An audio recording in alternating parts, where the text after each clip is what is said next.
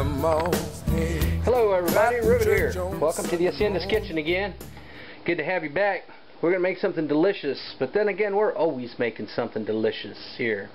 Today we're making southern collards. Beautiful collard greens that I raised in my vegetable garden this summer. And I blanched and I froze. Got dozens of these quart freezer bags of washed and blanched collards. Now we're going to use pork neck bones in my recipe. Ready to cook. They're smoked. Good deal. You can use ham hocks. If you got access to smoked jowl, that's really good. I'm going to show you some of my tips and techniques and secret ingredients to make it. Of course, y'all in the South know about adding molasses to it. One of my secret ingredients is a couple teeth of garlic. Yeah, garlic. Peeled, throw it in the pot. It adds a little depth to it and something that you can't put your finger on, and people love it. You want some onion in it. That's optional. And of course, salt and pepper. This pot here is probably a 3-gallon pot. And when I'd fill it like that of collard greens, a little bit of water, as soon as it would come boiling, put the lid on and steam them for 60 seconds. And they shrink down to nothingness. And I could get probably 1, maybe 2 of these quart freezer bags out of each of these pots. And I figure I could put, I don't know, 50, 60 leaves, you know, once you take the tail off, in there, cut up. Now the other day my wife was at the grocery store and she found collards, 8 leaves now, with a stem, for $2.49. Now that is highway robbery. Now once you take the stems off, you've lost about 1/3, so you get 8 leaves for $2.49. She did some math and she figured we got about $20 of retail collards and each one of these gallon bags. And she said, you know, we've got a fortune downstairs in our deep freeze because I got several dozens of these bags from all the collards we grew and put up this past summer. So she says, be careful when you're cooking because you're cooking away money. I thought that was funny. Anyway, so that's a little pointer that you could save a lot of money and eat really good by having a vegetable garden, and it doesn't have to be big. You know, you can just grow a few things here and there and save tons. So I got it full of water, cold water, and I got the pork neck bones in there. And I said you could use ham hocks, jowl, whatever. I like to use pork neck bones smoked. Because they tend to be meatier than hocks, and they taste just as good. It's all what you can find and what you like to use. To this cold water, I've added the entire pack of pork, and I add some bay leaves in there, and I'm going to bring it to a boil. And once this thing starts to come to a rolling boil, we're going to turn it down and simmer it for an hour or maybe 2. We want to get the water reduced by half. Okay, so we've been boiling for about 2 hours, 2.5.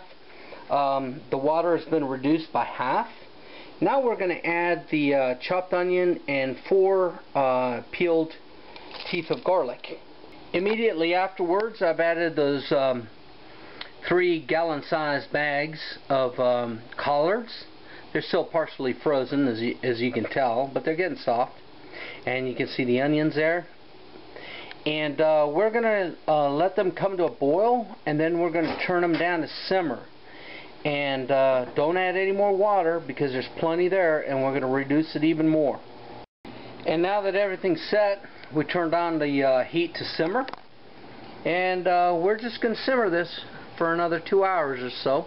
Once this stuff has been simmering until the onions are translucent, clear, the collards are getting a dark, rich green, getting a little thick.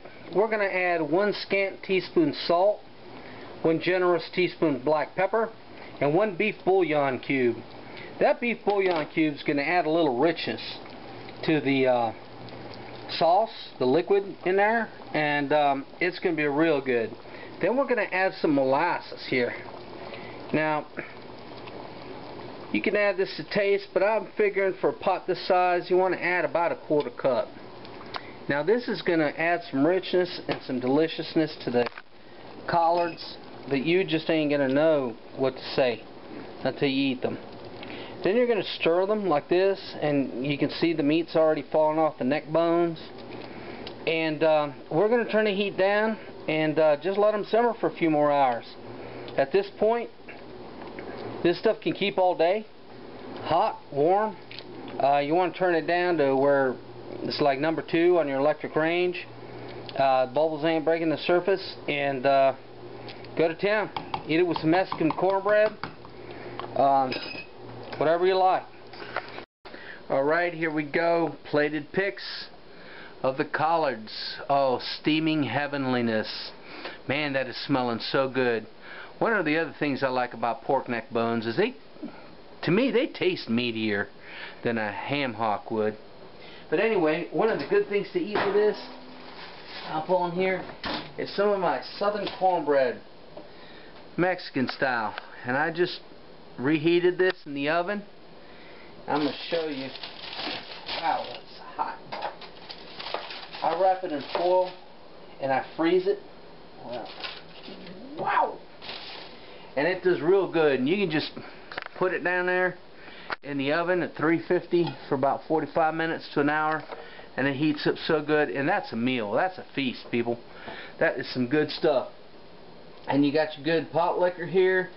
You got your greens, your collards. You got your tender neck bone meat. Oh God, I hope I don't burn myself. Gotta try it.